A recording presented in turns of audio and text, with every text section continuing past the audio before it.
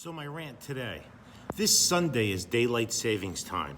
So I have a question for Governor Murphy and all the rich, repulsive socialists out there.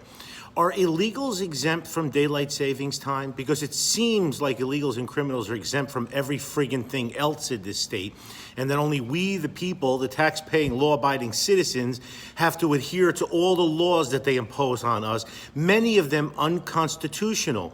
March 21st is rounding the corner, and New Jersey, Grubel and Murphy, they have to file their brief in our Rogers Carey case, which the NRA is funding, by the way, with their law firm. So I don't want to hear from anybody on their post, what is the NRA doing for us, et cetera, et cetera.